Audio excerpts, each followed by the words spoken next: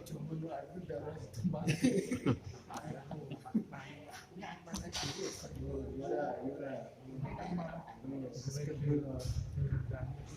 itu wajib datang. Kok undangan kok ora wajib.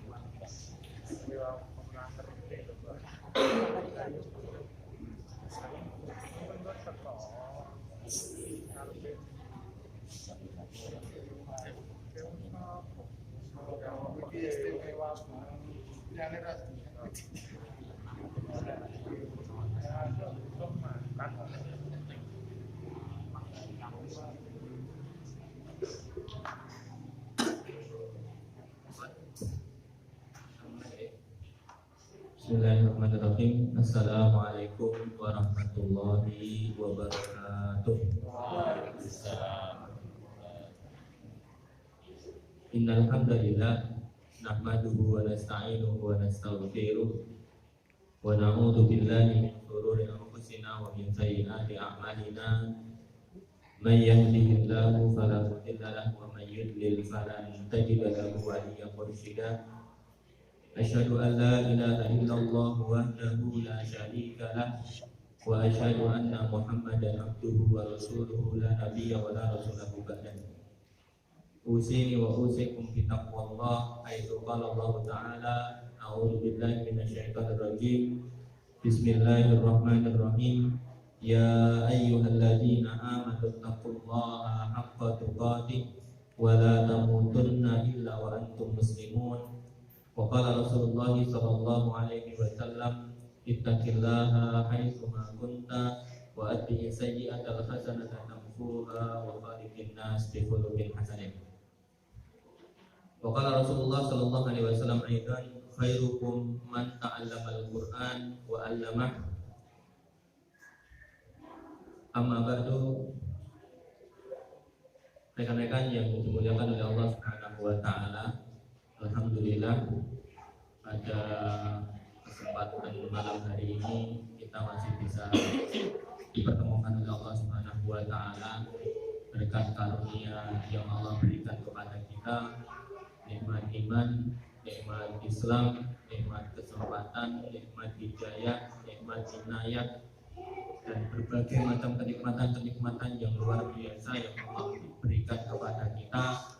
Marilah kita syukuri, marilah kita basahi lisan kita untuk selalu dan senantiasa bersyukur, mengucap alhamdulillah, karena hanya kepada Allah lah segala pujian, segala puja dan puji kita haturkan kepada Allah Subhanahu wa taala, karena berkat karunia rahmatnya, kasih sayang Allah Subhanahu wa taala, berkat maha lembut dan maha kasih sayangnya Allah Subhanahu wa taala, beliau Allah Subhanahu wa taala tidak pernah bosan memberikan kenikmatan kepada para hambanya.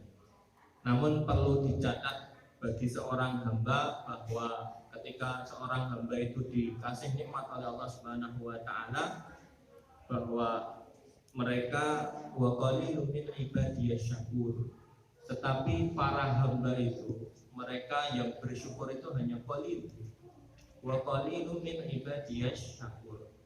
Di antara sekian banyak hamba yang Allah beri nikmat, bukan hanya orang yang beriman, tetapi seluruh makhluknya, manusia, binatang, hewan, atau ciptaan-ciptaan yang lain yang Allah berikan kekuasaannya itu, tetapi di antara manusia itu yang Allah berikan taklif, Allah berikan taklif kepadanya itu wa qalilun min ibadiyasy syakur. Hanya sedikit dari mereka itu yang bersyukur kepada Allah Subhanahu wa taala.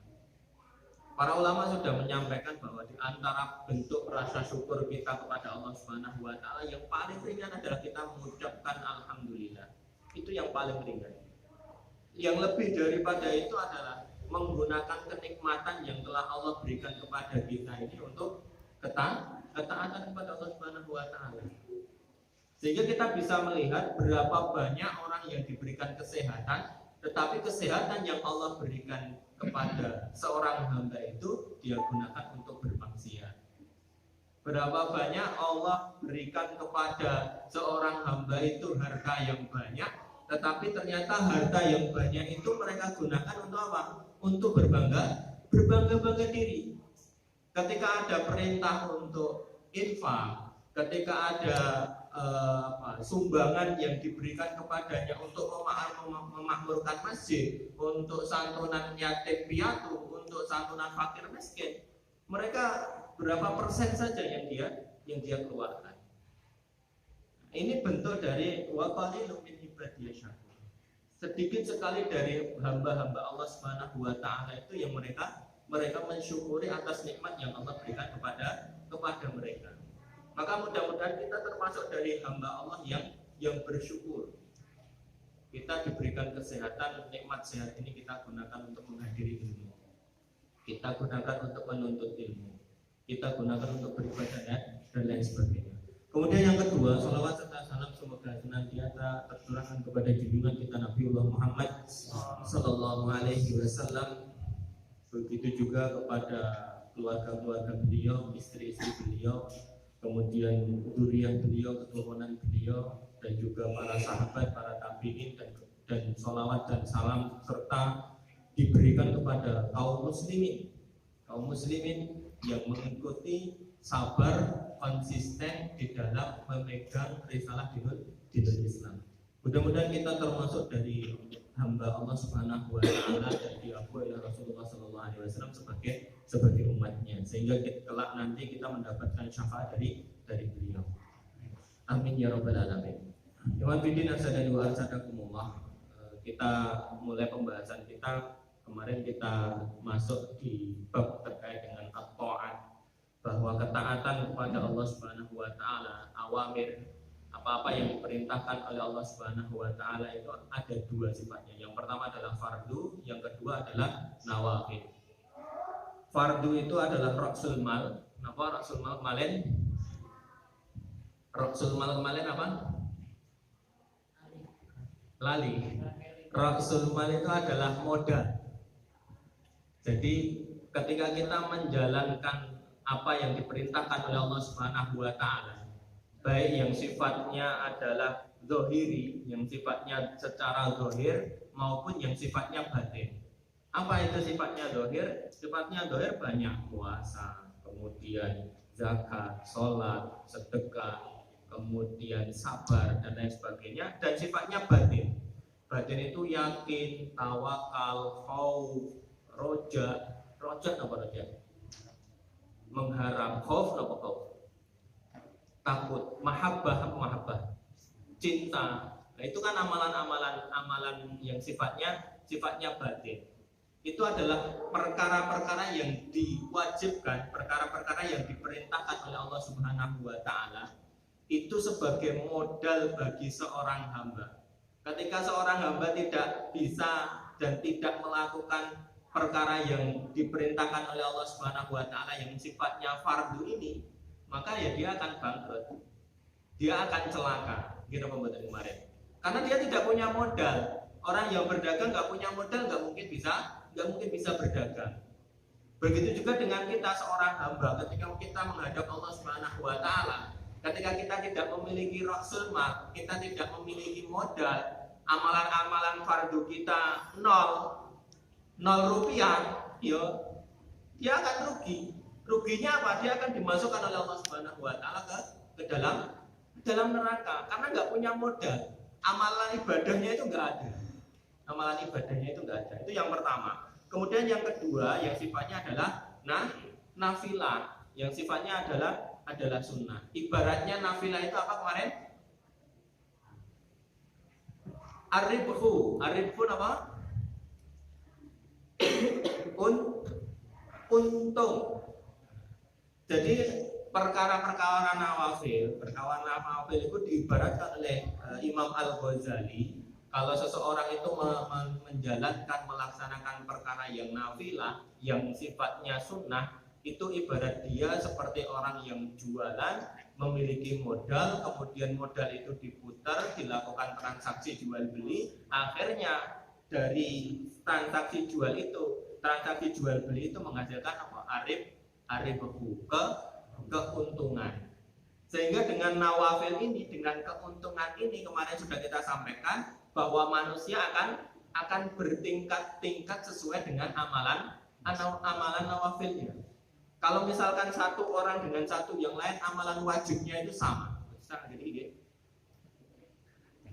amalan wajibnya itu amalan wajibnya sama-sama dia sahadat, sholatnya podo, tidak pernah nopo ketinggalan, puasanya juga tidak pernah ketinggalan. Tetapi yang satunya misalkan si fulan kalau si fulana, si A sama si B. Si A sama si B ini amalan wajibnya itu sama.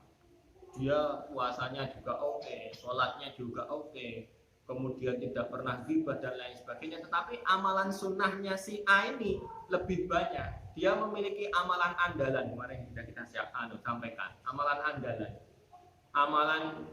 andalan itu amalan sunnah yang bisa dia lakukan sesuai dengan kondisinya.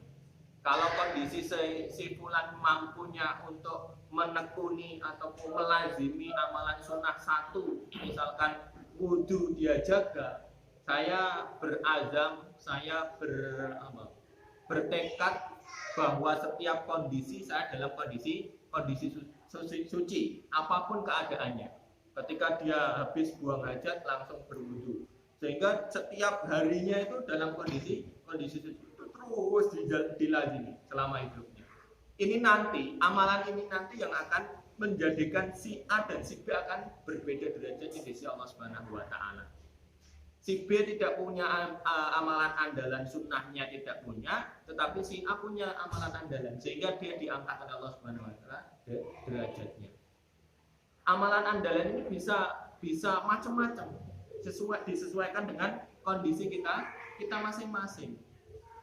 Monggo silahkan di antara amalan-amalan sunnah apa yang bisa kita jadikan nanti sebagai kartu as kita di hadapan Allah Subhanahu wa taala. Mau wudu, mau senyum, mau sedekah subuh, mau zikir pagi dan sore tidak pernah ketinggalan, mau infak 500 setiap hari. Terus monggo silahkan amalan sunnah. Ini nanti yang menjadi andalan kita di sisi Allah Subhanahu wa taala, sehingga dengan amalan sunnah ini Allah Subhanahu wa taala akan mengangkat derajatnya. Makanya di dalam hadis disebutkan bahwa perkara yang dicintai oleh Allah Subhanahu wa taala itu adalah amalan yang sedikit tetapi konsisten. Sedikit tetapi konsisten. Ya, apa gunanya kita melakukan sholat qiyamul lail dengan 11 rakaat satu hari full, bahkan semalam suntuk dari habis isya sampai subuh, tetapi setelah itu dia tidak melakukan lagi. Itu tidak lebih baik daripada orang yang mungkin qiyamul lailnya hanya 2 rakaat tetapi rutin. Ahabul a'mal adwamuha wa in qala, kata Rasulullah SAW. Amalan yang paling dicintai oleh Allah Subhanahu wa taala adalah adwa, konsisten, wa in qalla, meskipun amalan itu adalah sedikit. Begitu juga dengan misalkan kita mampunya infak 500 ya, infak 500 itu tetapi konsisten. Itu lebih baik daripada kita infak 1000 tetapi seminggu kemudian tidak infak. Dan gitu. Gitu ya. Kemarin pembahasan terkait amalan-amalan ketaatan itu tadi intinya. Maka Imam Al-Ghazali kemudian melanjutkan di dalam kitabnya Bidayatul Hidayah, walan tasila ayyuhat talibu ila qiyami bi awamirillahi ta'ala illa bi muraqabati qalbika wa jawarihika fi lahadhatika wa anfasika. Bahwa seseorang hamba itu tidak akan bisa pernah menjalankan apa-apa yang diperintahkan oleh Allah Subhanahu wa taala kecuali dengan apa? Satu, seseorang tidak akan pernah bisa menjalankan amalan wajib atau bahkan dia menambah amalan wajib itu dengan amalan-amalan sunnah kecuali dia bi muraqabati qalbi. Hatinya ini selalu selalu ditata bahwa dia senantiasa diawasi oleh Allah Subhanahu wa taala. Ini penting. Ini penting.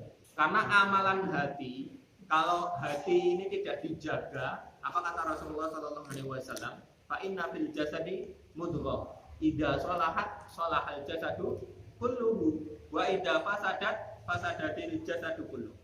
Bahwa di dalam badan ini, di dalam tubuh manusia ini ada segumpal daging. Tidak sholahan, apabila segumpal daging ini soleh, apabila segumpal daging ini baik, maka sholahal jasadu kulluhu. Maka seluruh jasadnya akan baik. Makanya yang pertama yang disampaikan oleh Imam Al-Ghazali ini adalah muraqabatul qalbi. Di hatinya, menata hati untuk senantiasa merasa diawasi oleh Allah Subhanahu wa taala ini penting. Karena ibarat hati ini adalah penggerak, mesin penggerak. Kalau mesin penggeraknya ini rusak, maka tidak akan bisa berjalan. Tidak akan bisa berjalan. Begitu juga dengan hati. Kalau hati kita sudah bersih, hati kita meyakini bahwa Allah Subhanahu wa taala adalah Al-Khaliq, bahwa manusia kita ini adalah butuh kepada Allah Subhanahu wa taala, maka seberat apapun amalan itu akan terasa ringan. Gini apa badan? Mungkin. Kalau hati kita ini tidak yakin bahwa omahe yang samping masjid ketika azan dikumandangkan nggak akan tergerak karena hatinya kotor. Bagaimana hatinya bisa kotor? Karena kemaksiatan terus dia lakukan, sehingga setiap seseorang itu melakukan kemaksiatan itu di dalam hati akan dikasih satu nuktoh, satu titik hitam. Ketika dia sering melakukan kemaksiatan, hati itu akan banyak nuktoh, akan banyak titik-titik hitam, sehingga hati itu akan tertutup dengan kemaksiatan. Sehingga apa? Sehingga ketika ada panggilan untuk melakukan amalan ibadah, melakukan amalan ketaatan, dia tidak akan tergetar hatinya. Maka salah satu di antara ciri seorang mukmin itu idza tuliyat ayatullah wajilat qulubuhum. Apabila dibacakan ayat-ayat Allah Subhanahu wa taala, hatinya dia langsung bergetar. Hatinya langsung bergetar. Ini penting. Ini penting. Menata hati agar senantiasa bersih ini penting. Karena itu tadi, idza sholahal jasadu kullu. Apabila satu gumpal daging tadi, satu gumpal darah tadi itu baik, bersih, suci, tidak banyak maksiat, selalu dia bersihkan, ikhlas kepada Allah Subhanahu wa taala, tawakal tinggi, yakin yang seyakin-yakinnya, maka ketika Allah Subhanahu wa taala menyerunya, itu akan sangat. Ibarat misalkan rumahnya yang paling ujung di Meranggen sana, kemudian terdengar suara azan, itu pasti dia akan datangi. Karena hatinya bersih, hatinya yakin bahwa kita butuh pada Allah Subhanahu wa taala.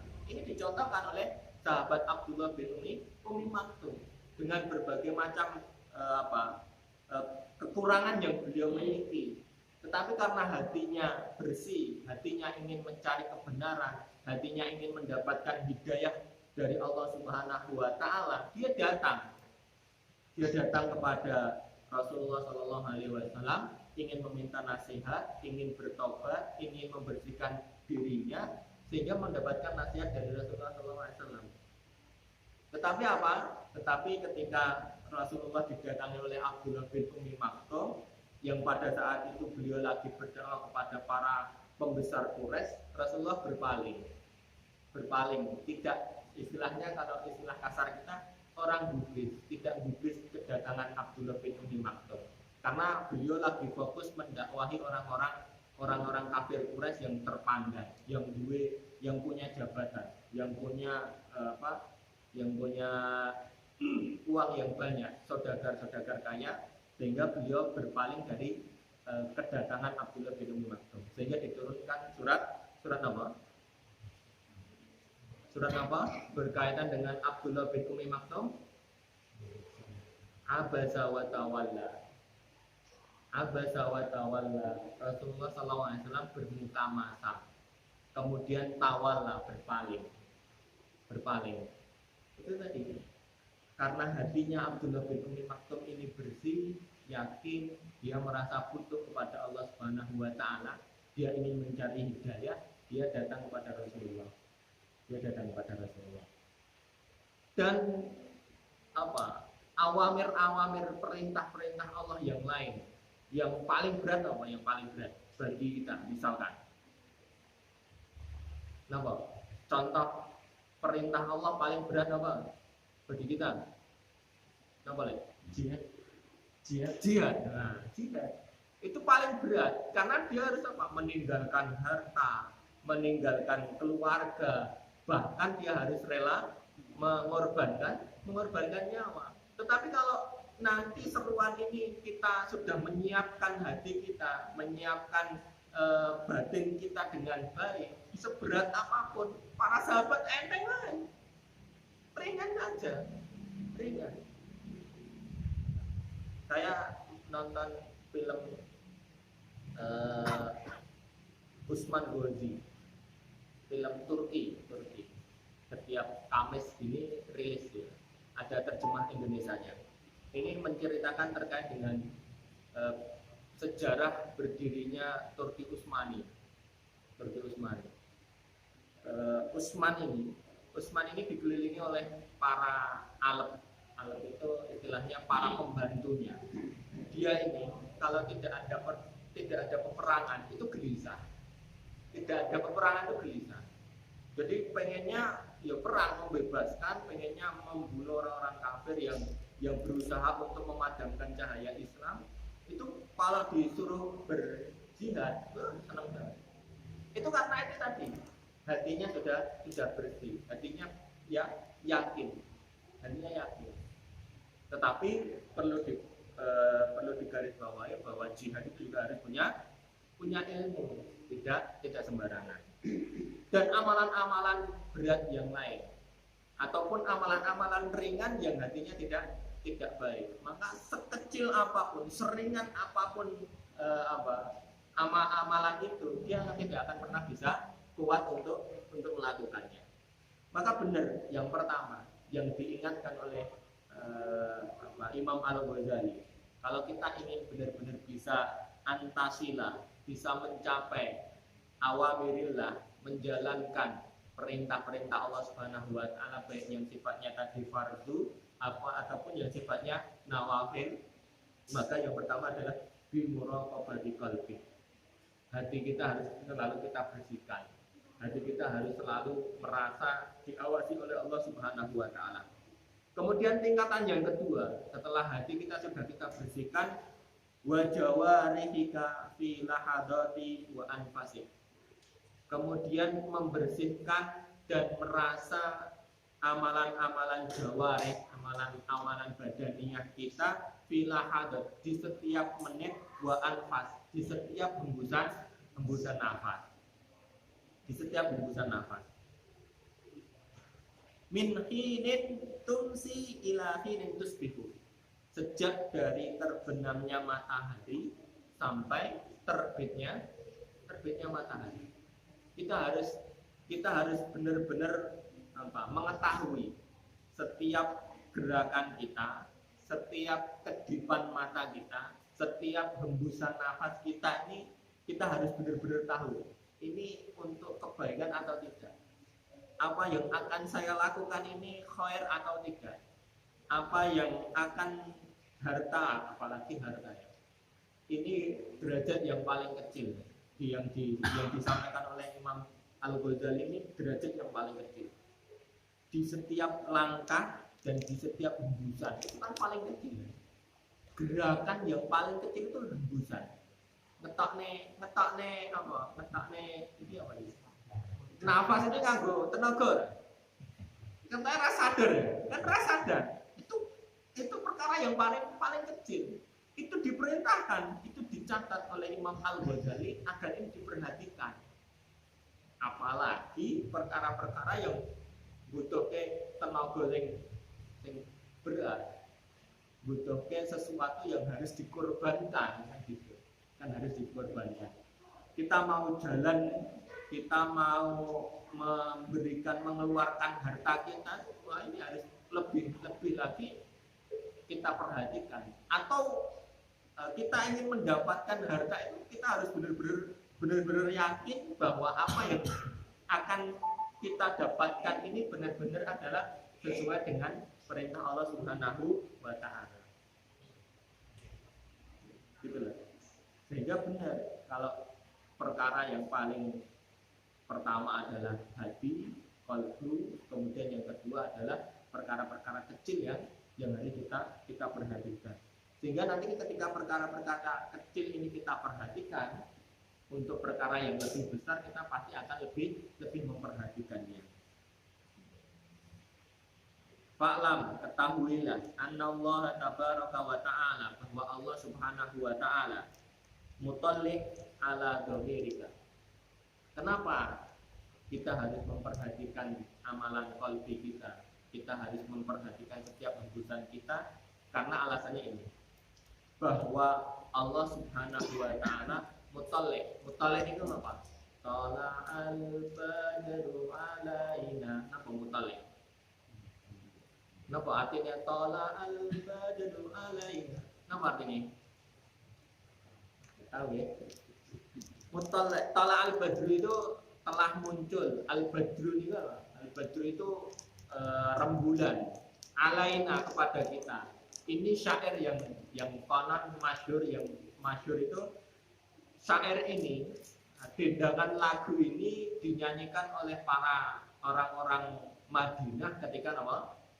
Ketika Rasulullah dan Abu Bakar datang di Madinah awal hijrah. Jadi ketika itu kan mencekam ya istilahnya. Rasulullah melakukan hijrah dari Mekah ke Madinah yang dibuntuti, bahkan dicari oleh orang-orang Quraisy, dikejar kemana-mana, digoleki, tetapi ternyata kok pernah datang. Orang-orang Madinah ini galau, orang-orang Madinah ini risau. Mana ini Rasulullah dan Abu Bakar kok ada teko-teko, kan galau. Kayak kita misalkan nanti presiden harus lewat, yang pinggir jalan do telinga-telinga. Itu begitu juga dengan ketika para sahabat menunggu Rasulullah dan Abu Bakar datang. Bahkan di antara mereka ada yang manjat ke pohon kurma melihat. Kemudian ketika sudah terlihat itu mereka kemudian menyanyikan itu.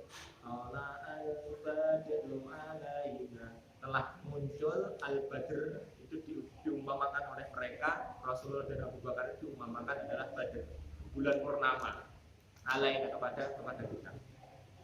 Maka kalau di sini anallaha tabaraka wa ta'ala mutalli'u ala dhamirika, bahwa Allah Subhanahu wa ta'ala itu akan senantiasa memutollik, akan senantiasa mengetahui ala dhamirika, seluruh apa yang kita kerjakan secara zahir.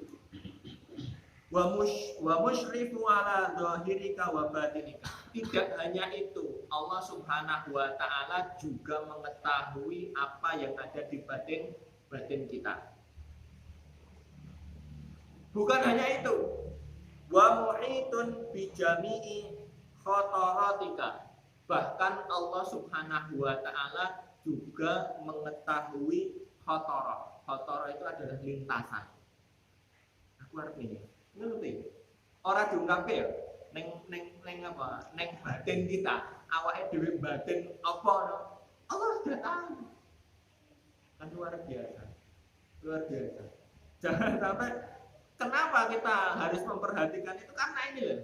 Karena Allah itu tidak ada sekecil apapun yang terlintas di dalam hati dan di dalam benak manusia itu tidak terlewatkan oleh Allah Subhanahu wa ta'ala. Allah pasti tahu. Jangankan gerak-gerik kita, jangankan usaha kita secara zahir kita, bahkan yang ada di dalam hati atau sebuah lintasan batinan yang ada di dalam hati kita batin apa saja, itu Allah mengetahui. Artinya begini, hadirin yang dirahmati Allah Subhanahu wa taala. Imam Ghazali ingin mengajarkan kepada kita bahwa kita sebagai hamba ini adalah hamba yang sangat lemah. Hamba yang sangat-sangat lemah. Sehingga bahwa kelemahan kita ini ada zat yang maha kuasa, ada zat yang maha besar, ada zat yang maha kuasa yang menguasai kita. Jangan kita mengira bahwa usaha yang kita lakukan itu murni dari diri kita. Betul. Kita naik motor dari Meranggen ke Begonang atau dari Meranggen ke Solo tidak terjadi kecelakaan. Jangan pernah menganggap itu adalah kemahiran kita. Enggak. Itu enggak, bukan. Itu adalah kekuasaan Allah Subhanahu wa taala. Kita ini dijaga oleh Allah Subhanahu wa taala.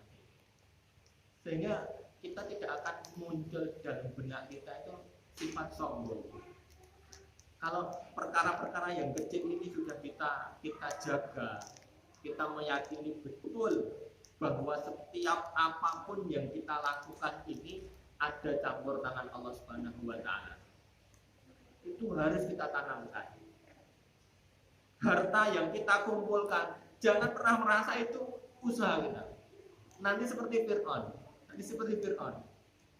Kenapa kamu tidak ini? Ini adalah harta yang saya kumpulkan dari usahaku. Sehingga akan timbul rasa kesombongan. Yang kesombongan itu kemarin sudah kita bahas, itu diantara penyakit yang menjangkit kepada iblis, sehingga iblis mendapat laknat. Itu dari sifat sombong. Sehingga kalau kita sudah menyadari kita ini adalah hamba yang makhluk yang sangat lemah kalau dibandingkan dengan kekuasaan Allah ataupun dibandingkan dengan makhluk-makhluk Allah yang lain, kita munggah sedikit ke lantai 2, munggah lagi ke lantai 3, munggah lagi coba nanti ke Monas, ke atas Monas, kita akan melihat ternyata manusia itu naik dari tingkat 112 itu paling tak garis tak. Itu baru kita dibandingkan dengan makhluk-makhluknya Allah Subhanahu wa taala. Belum kalau kita nanti naik pesawat, coba naik pesawat. Ada yang belum pernah naik pesawat? Oh gitu ya. Ada yang pernah naik pesawat. Kalau yang sudah pernah naik pesawat itu akan tahu, bener tahu. Orang ketok, menungso orang ketok. Menungso nek ngisor itu ora ketok. Itu berarti cuwilit banget ya. Padahal ketinggiannya baru berapa kan itu? Baru berapa? Itu kalau kita dibandingkan dengan makhluk-makhluknya Allah Subhanahu wa taala. Lah kalau dibandingkan dengan kekuasaan Allah, ya sangat jauh sekali. Jadi tidak layak bagi kita untuk sombong itu. Tidak layak bagi kita untuk merasa dirinya paling hebat. Ini penting ya. Karena itu tadi. Makanya mukadimahnya untuk membahas terkait dengan ini, Imam Al-Ghazali benar-benar tazkiyatun nafsnya itu dalam sekali. Mensucikan jiwanya itu dalam sekali. Sampai perkara yang paling kecil itu disentuh oleh Imam Al-Ghazali. Sehingga benar ketika kita ini benar-benar bisa menjaga hati kita, menjaga secara batin dan zahir kita di dalam ketaatan kepada Allah Subhanahu wa taala, maka semuanya insya Allah dalam kondisi mudah.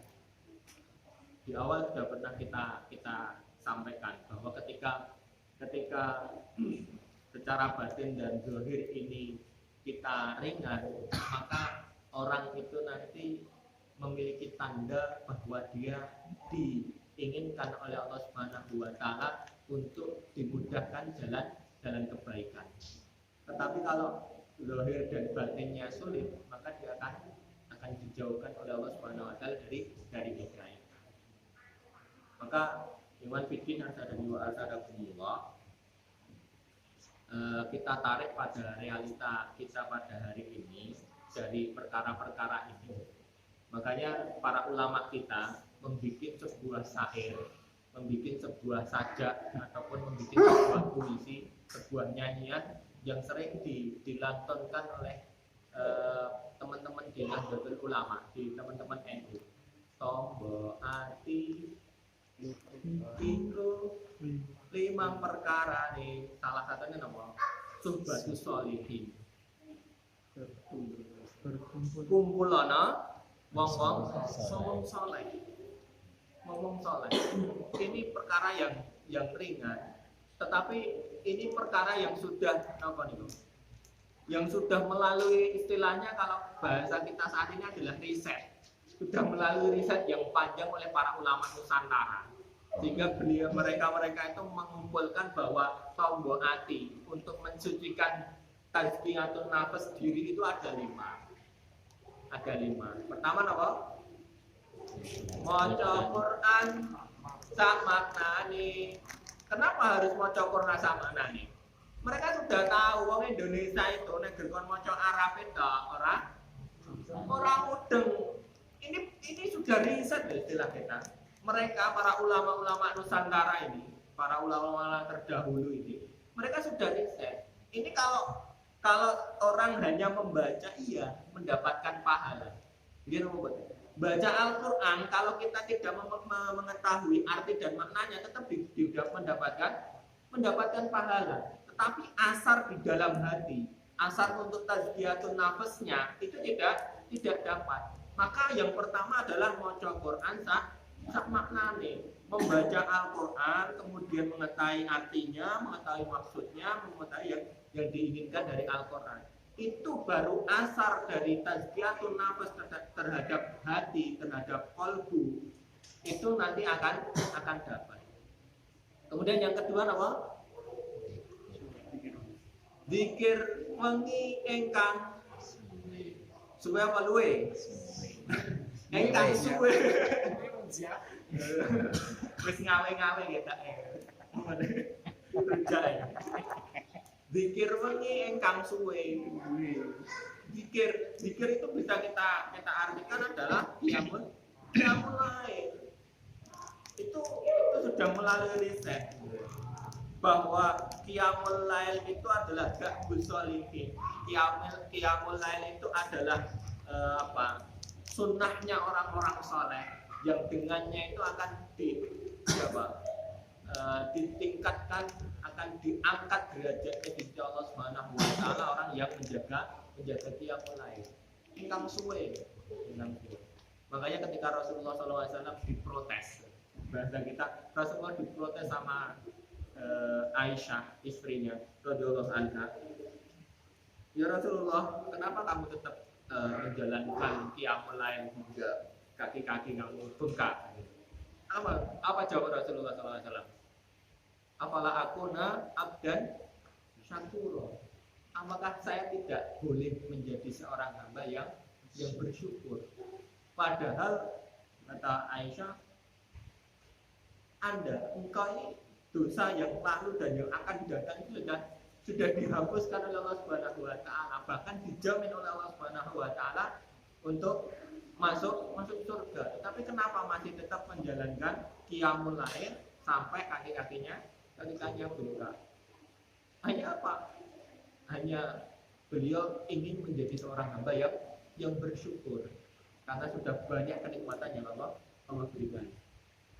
Yang kedua, tombati kan masuk ke tazkiyatun nafas. Maca Quran sak maknane, zikir wengi ingkang suwe. Ketiga, ora tau nyai ya, jadi rada lali. Napa? Weteng ira ingkang luwe. Berarti napa niku maknane? Puasa. Sehingga napa? Kalau risetnya saat ini itu semua penyakit itu bermula dari perut. Apa klebu, gorengan klebu, lotes klebu.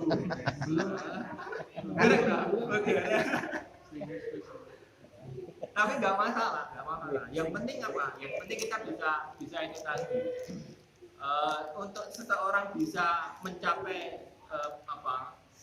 tazkiyatun nafas, hati yang bersih, kemudian jiwa yang suci, itu ya itu tadi membaca Quran, kemudian qiyamul lail, kemudian puasa yang keempat dan yang kelima di lain waktu. Nanti mudah-mudahan bisa kita lanjutkan. Artinya itu ya, dalam Tazkiyatun Nafas Imam Al-Ghazali sangat detail, sangat dalam sekali. Kalau kita ingin bisa melakukan amalan-amalan yang diperintahkan itu tadi, kita harus membersihkan hati kita, kemudian membersihkan badan kita. Kenapa hari itu tadi? Anallahu tabaraka wa ta'ala muttali'un ala dhamiri, bahwa Allah Subhanahu wa taala mengetahui perkara yang zahir, perkara yang kita lakukan, bukan hanya perkara yang zahir tapi yang batin, bukan hanya perkara yang batin yang hanya terlintas di dalam batin kita batin apa itu tahu. Fala yaskunu fi mulkil malakuti sakinun wa la yataharraku mutaharrikun illa wajjabaru samawati wal ardh muttali'an. Tidaklah setiap makhluk yang tinggal di sebuah kerajaan, baik dia diam maupun bergerak, Jabbarus samawati wal penguasa langit dan penguasa bumi, pasti Allah Subhanahu wa taala mengetahui.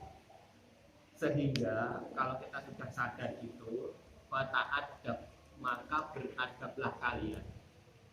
Ayyuhal miskin, wahai orang-orang yang miskin, zahiran wa batinan, secara zahir dan secara batin, baina yadayillahi ta'ala ta'adabal abdi dalil al-mudnib fi hadratul jabbar.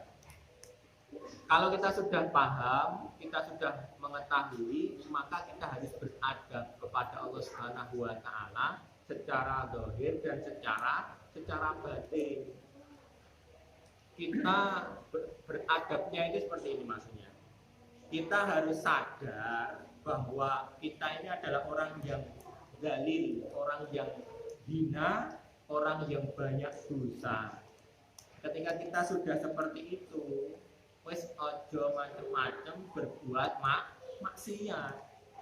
Wis tidak ada celah lagi bagi kita untuk bisa mengelak dari peradilannya Allah Subhanahu wa taala. Lah gimana kita mau mengelak? Wong secara zahir dan secara batin saja Allah Subhanahu wa taala mengetahui, kok kita mau mengelak. Kan orang wangun gitu loh. Istilahnya orang wangun. Loh kita sudah istilahnya kita ini diawasi oleh mandor kita. Lah masa kita harus curi-curi waktu sik laren sik mandore. Ya nek mandore bisa jadi dia lagi ke kamar mandi, nggak tahu, akhirnya apa? Akhirnya leren. Tetapi kita ini diawasi oleh zat yang tidak pernah tidur dan zat yang tidak pernah ngantuk, sehingga nggak mungkin ada celah untuk istirahat. Istirahatnya nanti kalau sudah Allah Subhanahu wa taala sudah mentakdirkan wis jatahe kowe istirahat, wis nggak pernah bisa dibangunkan lagi.